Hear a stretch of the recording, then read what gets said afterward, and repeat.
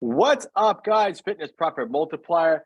Anthony here today, and today I'm going to be discussing the proper way to scale your gym. I was on the phone with the gym owner the other day, and he was having the issue of scaling.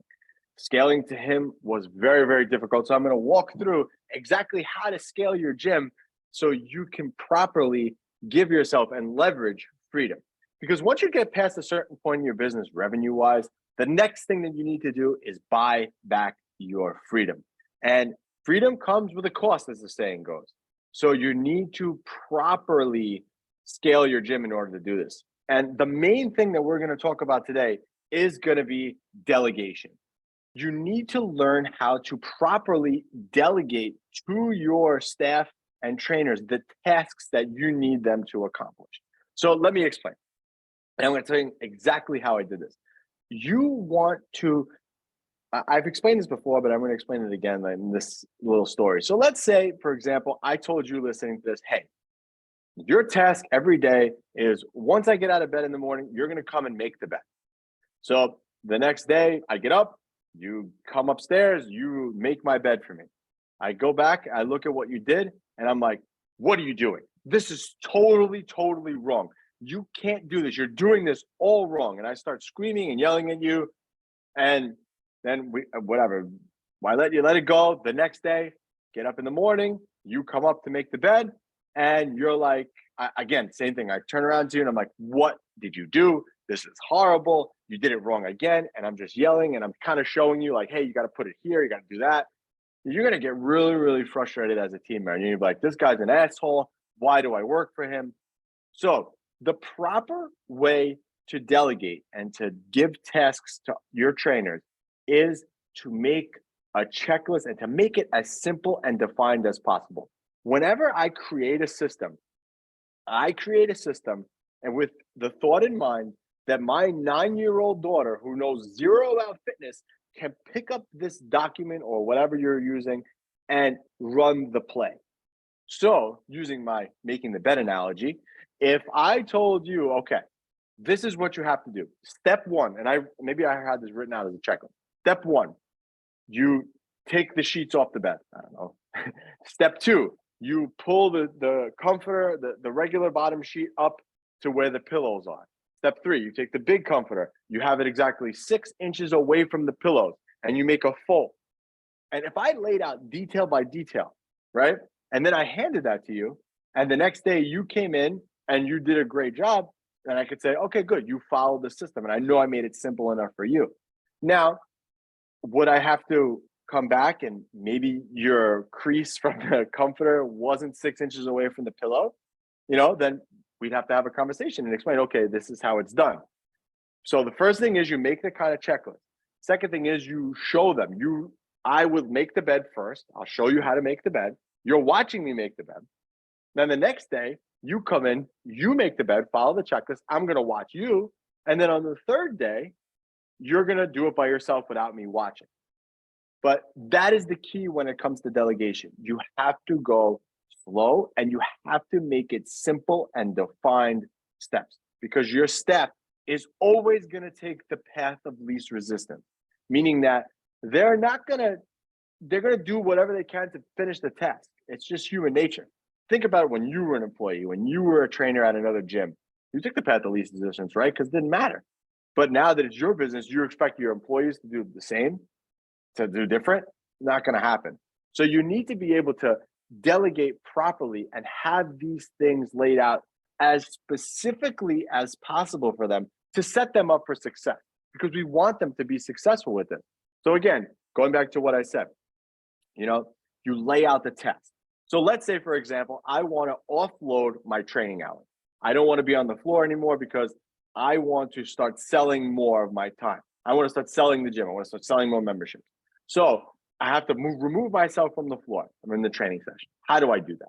Well, next thing is we have our rules of a training session. So I go through, okay, what do I do when I train clients? So I walk in, let's say the gym opens at 6 a.m. I walk in at 6 a.m. I turn the lights on. First thing, I turn the lights on. Okay, so I write that down. Turn the lights on.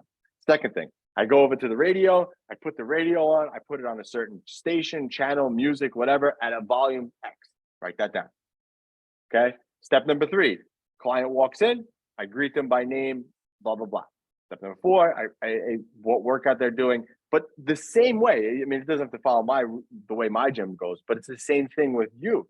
You have to write these checklists out and these exact things that you need to do, because if you don't write those things out like that and be as specific as possible, again, keep in mind, like I do, can my daughter do this? Can I give my daughter this sheet of paper that I just wrote? And can she go and execute the same way?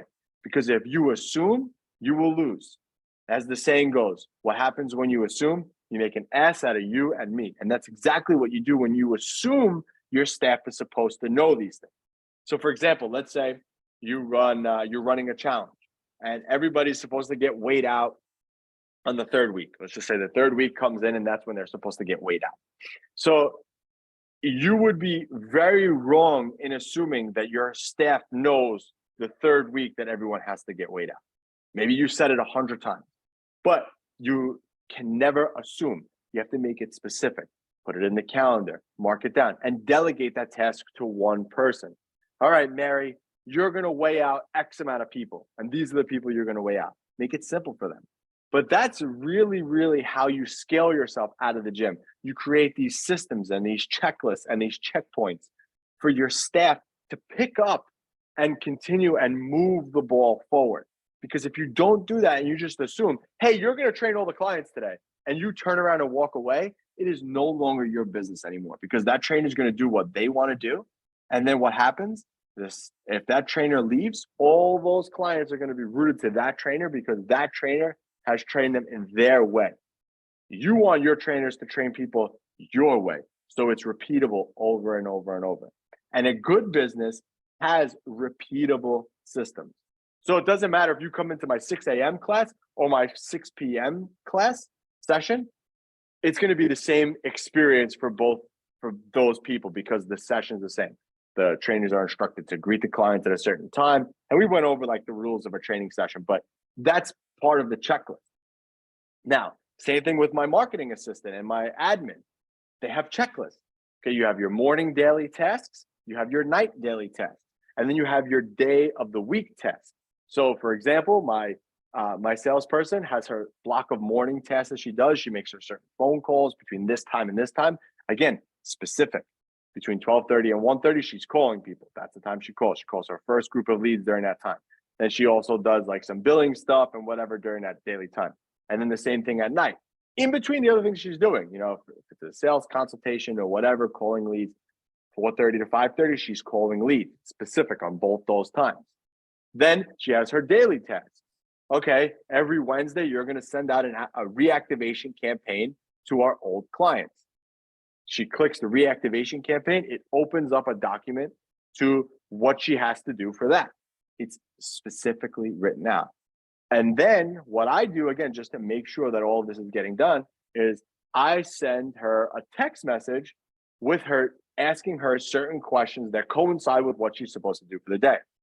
Did you send out the reactivation campaign? How many people did you send it to? How many leads did you call? Whatever. But it's based on the checklist. But having this system in place allows me to have that freedom of time so I can be here with you guys right now recording it. And that's ultimately what you want. That's how you get the freedom in your business. Proper delegation. If your staff is not doing the things that you're outlining to them, it's either one, it's too hard for them to do, it's too complicated. Two, you did a very bad job explaining to them what needs to be done. I hate to be the bearer of bad news for you guys, but you cannot blame your staff. It always boils down to yourself. It's your fault they don't understand what to do. And if you've told them multiple times and you have these systems written out, then you've done a very bad job explaining to them what they need to do to fix these things. So for example, if my staff member wasn't meeting the checklist that she's supposed to be meeting, I would have a conversation with her. Hey, Laura, why have you not done this on Monday? What happened? Hey, this is not happening here. Hey, you're not meeting these key performance indicators that we've outlined for you. What's going on? Oh, I don't know how to run that. Or, oh, I don't know, blah, blah, blah, blah. Well, then you could explain it. And then it's a teaching moment for you to be a really good leader. But a really good leader leads by example. So I show you how to make the bed. Then I watch you make the bed. And then I trust you to do it on your own and I check it. That's what a good leader is. But that is the key to getting more freedom in your business. So if you want to continue this conversation with me, you can click that link below and join our Facebook group where we have other gym owners just like you in there so we can continue these conversations going forward.